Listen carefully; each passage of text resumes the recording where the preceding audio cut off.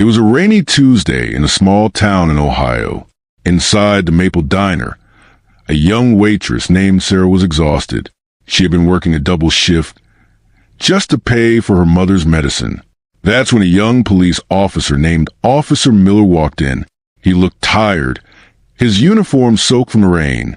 He ordered the cheapest breakfast on the menu.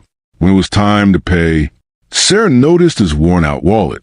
Instead of giving him the bill, she wrote a note on the back of the receipt. It said, "Thank you for keeping us safe.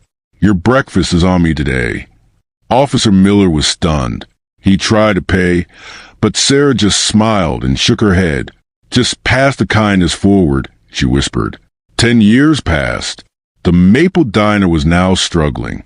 Sarah, now older, was facing a mountain of debt. The bank was ready to take her home. She sat at a table, crying quietly, wondering how she would survive.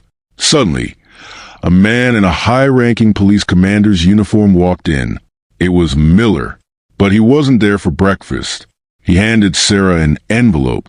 Inside was a check that covered her entire mortgage, plus more. Sarah's hands trembled. I can't accept this," she sobbed. "Why are you doing this?" Commander Miller smiled, his eyes misty. 10 years ago, a kind waitress told me to pass the kindness forward. I didn't just pass it, I grew it. You didn't just give me a meal that day. Sarah, you gave me hope when I was ready to quit the force. On the back of the check, there was a small note. It said, "The breakfast was on you, but the future is on me.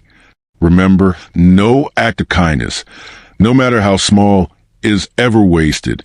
It always finds its way back to you." If this story touched your heart, subscribe to Nomix Story Studio, because every soul has a story.